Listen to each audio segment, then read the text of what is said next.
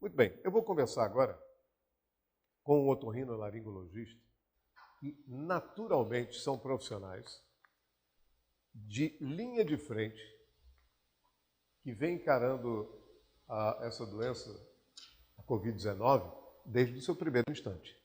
Que, afinal de contas, ele cuida desse aparelho auditivo, respiratório, e são vias de entrada do vírus.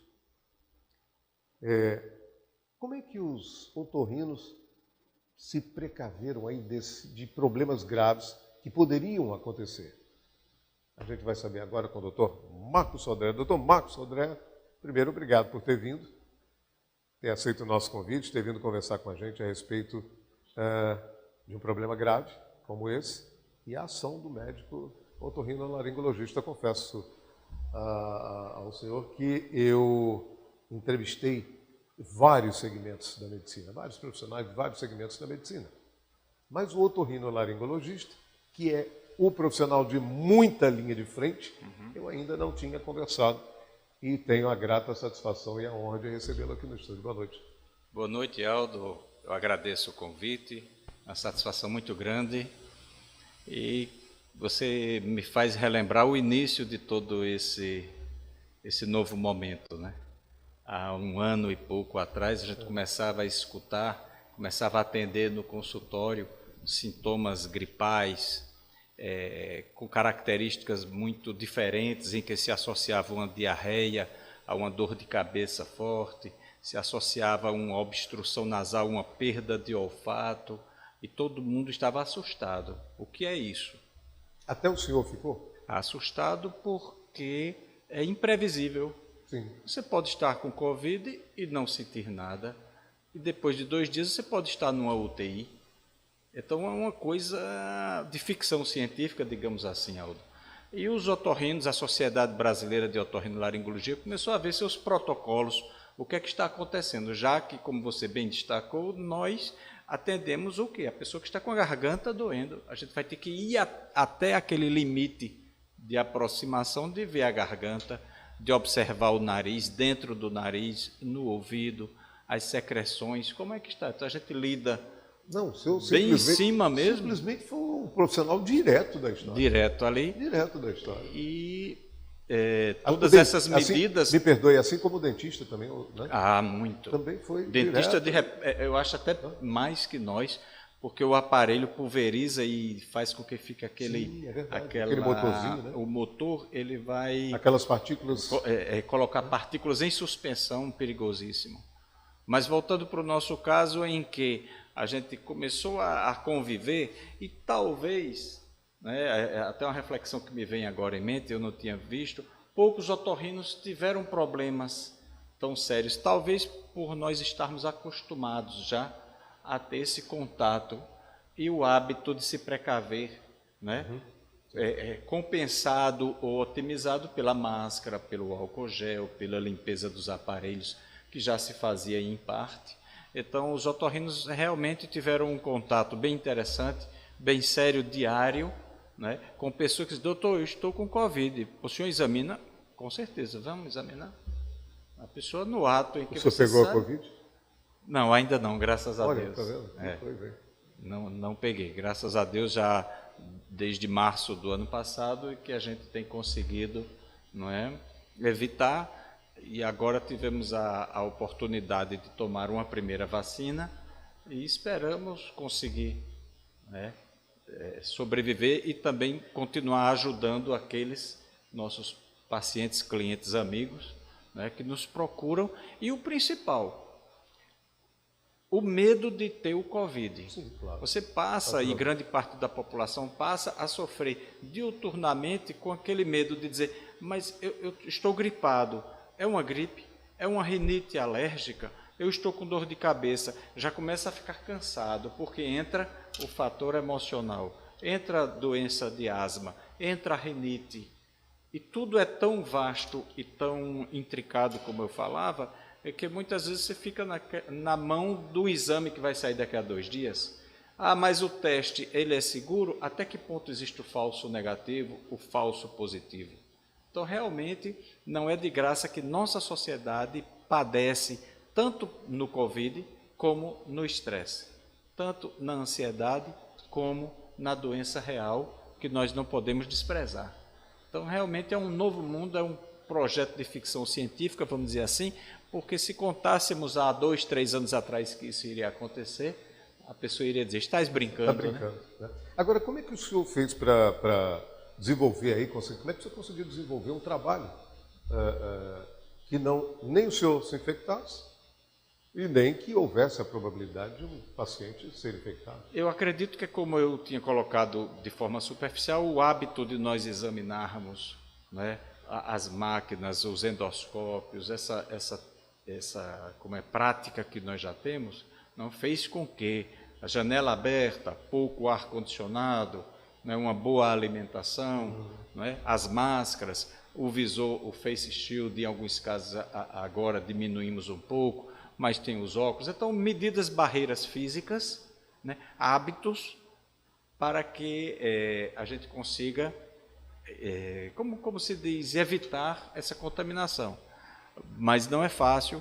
Destaco, nesse instante, o trabalho dos anestesiologistas em intubação, o pessoal que trabalha em UTI, a turma, né, os profissionais queridos da fisioterapia, né, o pessoal da UTI que faz os exames, que está ali, o pessoal das farmácias que estão colhendo o SUAB, que também. Então, é um trabalho louvável da humanidade, né, aqueles que se preocupam, né, com o seu semelhante, no sentido de desenvolver formas, mecanismos, instrumentos, medicamentos e vacinas para que nós consigamos vencer, né, essa batalha. Essa batalha do homem contra parte da natureza, de repente, não contra a natureza. Eu sei que o senhor é um médico profissional, o senhor prestou um juramento, e no juramento, o juramento de um médico, assim como dos demais profissionais, é um momento importantíssimo, né, para o profissional. Mas o senhor também, antes disso, é um ser humano.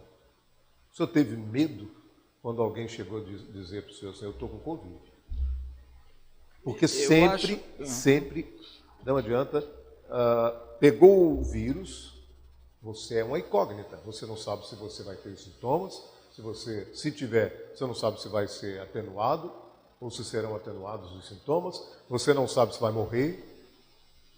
É uma incógnita, é uma interrogação. O senhor teve medo? Eu acho que se o medo passou, foi pouco. Foi por pouco tempo eu consegui, pela confiança que eu tenho em outras questões minhas pessoais, eu tinha confiança que eu não iria sucumbir a essa questão do vírus. Eu tive fé em Deus. Mas uma fé muito grande. Muito grande, muito né? grande, porque eu tenho algumas convicções que eu acho que, no caso, não se colocam. Mas me vem uma resposta para fugir da sua pergunta, em que eu digo, imagine aqueles colegas que estão com medo e mesmo assim vão trabalhar. Muito maiores que eu, que talvez tivesse uma fé, mas é aquele em que titubeia na sua fé, mas que diz, mas eu tenho um plantão para dar. Eu tenho que atender aquela pessoa, um pneumologista, não pode parar, um alergologista, ele tem que atender aquela pessoa que está na sua frente, né? A pessoa que está fazendo uma fisioterapia e o paciente está tossindo naquele momento. Aquela tosse alérgica é uma tosse cardíaca, é uma tosse emocional. A pessoa que está no coletivo, no ônibus. Então, eu aproveito sua pergunta e estendo, divido essa pergunta, né, no sentido de uma gratidão a tantos e tantos profissionais que trabalham nas mais diversas áreas e que, apesar de estarem morrendo de medo do Covid, e com medo mais ainda, talvez não por si, mas por levar este vírus, este inimigo para dentro de sua casa, né? Mas ele não se furta a ter que trabalhar, o profissional, o jornalista, né? Então, por esses momentos que a gente vê que a humanidade vale a pena, quando vê a abnegação de pessoas que vão nas favelas distribuir cestas básicas. Eles estão em risco, talvez muito mais expostos, ou com certeza muito mais expostos do que um otorrino que já é acostumado a fazer o exame, apesar de que a gente está ali, né, lá dentro mesmo, olhando a faringe, olhando a laringe, vendo rouquidão, secreção nasal. O otorrino, eu fazendo uma análise, eu falei, está dentro do meio de cultura. Está dentro do próprio meio de cultura. Onde você tem uma placa, um elemento, e os vírus ali dentro se multiplicando terrivelmente. Ou parece então, que o otorrino está mergulhado dentro daquela placa. ou então te dou um exemplo, a pessoa passou pela manhã comigo, está com tosse e começou com dor de cabeça. Eu peço que faça o exame nasal. À tarde, ele me liga e diz, olha, doutor, era Covid. E aí? A gente faz a medicação, mas isso não só foi o caso. Você teve medo de diário. levar para dentro de casa também esse problema? Tenho sim, porque eu tenho dentro da minha família, eu tenho pessoas que são comorbidades. portadores de comorbidades. Então, realmente, nesse limite, mas eu acredito que todos nós temos que dar o nosso testemunho de confiança e de continuar caminhando com decisão, com coragem e com cuidado com o uso da máscara, com o uso do álcool gel. Eu concordo que as medidas preventivas são fundamentais. É indiscutível que o papel da ciência, e aí corroboro e aproveito o momento para, dentro desse assunto, dizer, a ciência tem um papel fundamental. Nós temos que nos ancorar, né, onde se tem um subsídio real. Nós temos que ir, nesse caso, junto com o conhecimento instalado, claro e cristalino. Né? Então, o uso da máscara, o distanciamento social, as orientações das associações médicas, do seu médico de confiança, né? É fazer isso, é continuar caminhando, tomando o seu banho de sol, fazendo a caminhada, uma boa alimentação, tudo isso quando nós temos esse direito, temos esse luxo, temos essa dádiva de ter essas condições e não deixar que o medo diminua a sua imunidade. Porque, por outro lado, Aldo, a gente vê que, voltando para o tema da ansiedade e do estresse, o medo te torna mais frágil. Sim, você se sintoniza com uma doença, você se transforma num refém daquele medo. E quantas pessoas que não vão adoecer do Covid, mas sofrem dia após dia do medo. Então, se torna o quê? Uma pandemia também do estresse, uma pandemia também da má alimentação, uma pandemia da irritabilidade. Então, devemos nos policiar e cuidar da nossa mente, do nosso astral, para que tenhamos coragem de estar de frente nessa batalha e que, com certeza, nós vamos conseguir vencer. Sem dúvida nenhuma, o profissional médico passou por momentos muito, muito difíceis. Muitos colegas o senhor perdeu. Verdade. Perdeu nessa... Naturalmente deve ter sentido muito, como os demais que passaram por aqui, Isso. por esse estúdio, se entristeceram. O próprio presidente do Conselho, Dr. Roberto, que chegava aqui, olhava para mim e falava, Celso, eu não sei mais nem... Não sei o que fazer mais. Eu olho para um lado, perco um amigo, olho para o outro lado, perco um amigo, um colega de profissão, e a gente fica como se estivesse todo mundo desamparado. O senhor sentiu em algum momento, com a morte dos seus colegas, dos seus amigos médicos, colegas médicos, o senhor sentiu em algum momento desamparado? Não me senti desamparado, mas eu tive um choque bem grande quando no edifício onde eu trabalho, que nós temos nosso consultório, um colega que nos é muito simpático, que na época da nossa tese de mestrado estava também cursando conosco, em que conversamos em uma semana, tomamos café juntos, tipo numa terça-feira, depois contando piadas, sorrindo, conversando, que a gente não pode se entregar nesse sentido do desânimo, e na semana seguinte ele já estava entubado e veio a falecer. Quem era o médico, doutor? Dr. Alejandro, que é neurocirurgião.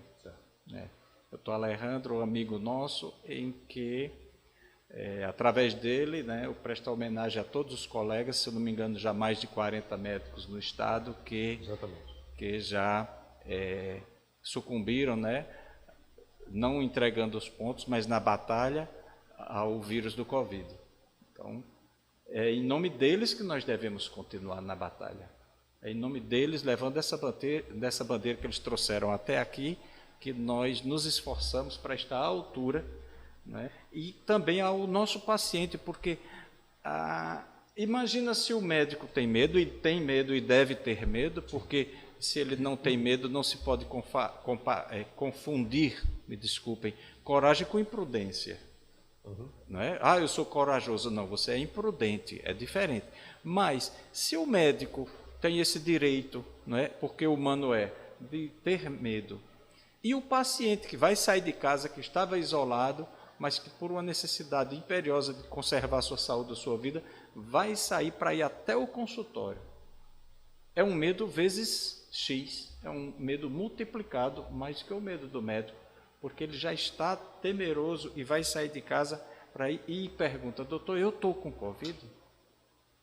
Né? Então, a gente, além de lidar com o fator objetivo da doença, com as alterações dos leucócitos, né, das coagulações, leucócito sobe, desce, cansaço respiratório, tomografia do tórax, ver se tem o infiltrado, avaliar aquele exame PCR, sorologia, IgG e IgM.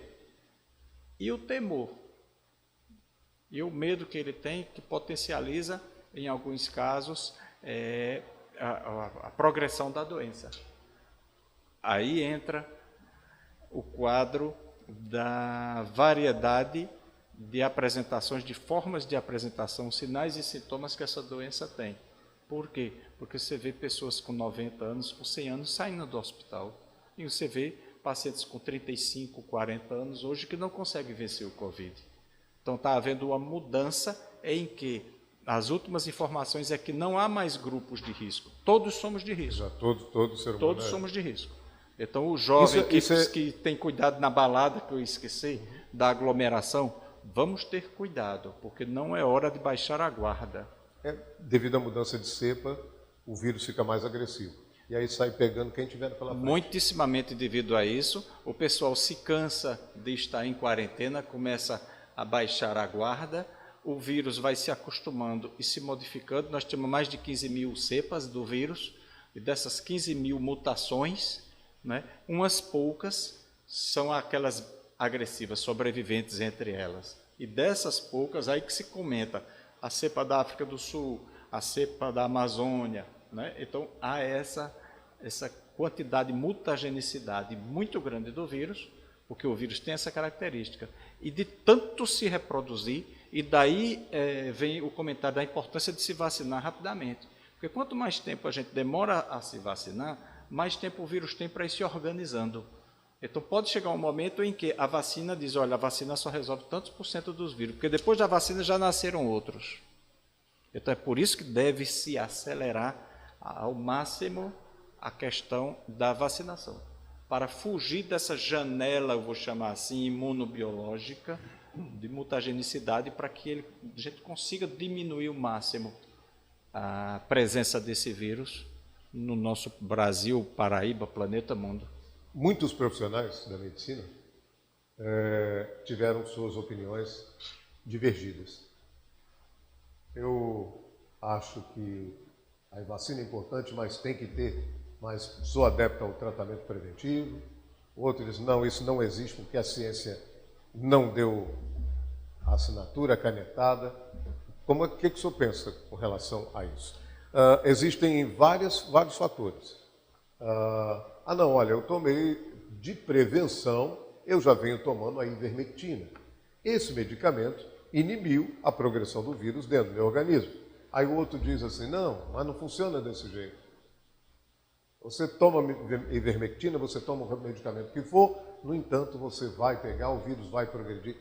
Qual a opinião do senhor a respeito disso? Como eu falava no início, a questão da balização pela ciência é fundamental. Sim. É necessário que a gente vai partir a partir de qual momento? Como Sêneca diz, se o homem não sabe a que porto se dirige, nenhum vento lhe será favorável. Então a gente vai ficar perdido. Ainda mais nesse tempo de mídias sociais e de Google, em que as pessoas, quando vai para o seu consultório, ela já vai sabendo. Doutor, o senhor vai, nosso, já sabe muito mais. Doutor, o senhor vai pedir o meu dedímero? O senhor acha que esse fibrinogênio aqui... Então você perde, às vezes, mais tempo para explicar e convencer, e que as pessoas dizem, doutor, eu tenho que tomar azitromicina. Mas por que você quer tomar azitromicina? Não, e o corticoide? Por que eu tenho que tomar o corticoide? Se não está na hora. Não, mas eu gostaria que o senhor... Então a gente tem que lutar contra a base científica e contra a desinformação. E nesse aspecto, nesses dois passos, é onde se situa a pergunta, eu acredito. Até que ponto o médico pode avançar com segurança para não prejudicar seu paciente e até que ponto ele pode ceder? Aí entra a questão da confiança daquele paciente que já faz muito tempo que trabalha contigo, que já te frequenta, mas já te visita, mas também aquele que está no pronto-socorro, que nunca viu o profissional, é a primeira vez, e ele está morrendo de medo. Volta para aquele outro assunto. No final das contas, a ciência é quem deve balizar. Prevalecer. Existem trabalhos científicos às centenas, e nós temos que ter os pés no chão. Por exemplo, qual é a medicação que é comprovadamente eficaz para os casos de cansaço, parto pulmonar? Dexametasona. O único remédio, né, é a dexametasona. Existe nos Estados Unidos um antiviral também que está sendo usado para casos em que está na UTI. Tirando isso, aí nós vamos para as vitaminas, nós vamos para tratar os sintomas, nós vamos para os sintomáticos, aí você vai tirar a febre, você vai melhorar a respiração, vai ver as outras doenças. Aí você me pergunta, e a cloroquina? Aí eu respondo a tua pergunta. Algum outro país no mundo, por exemplo, a Alemanha, Inglaterra, Japão, Holanda, Canadá, utiliza cloroquina? Se o primeiro mundo utilizar cloroquina, eu prescrevo cloroquina. Se o primeiro mundo não prescrever cloroquina, eu, como médico, não prescrevo, porque o Conselho Federal de Medicina não diz que o médico é soberano? Soberano. O Conselho Federal de Medicina. É ele quem toma as suas decisões. Segundo o Conselho Federal. Sim, a sim. Associação Médica O próprio presidente Brasileira... se posicionou esses dias. A Associação Médica Brasileira, com mais, acredito, 40 sociedades, 40, pode ser 20, já se colocaram contra. Então, há a questão da polarização, como você colocou. Como nós não temos um protocolo central, né? Não temos um protocolo firmado a nível nacional, diretivo de cima para baixo, então ficou o quê? Ficou solto. Cada médico estude, leia, avalie o que pode fazer de melhor para poder oferecer ao seu paciente.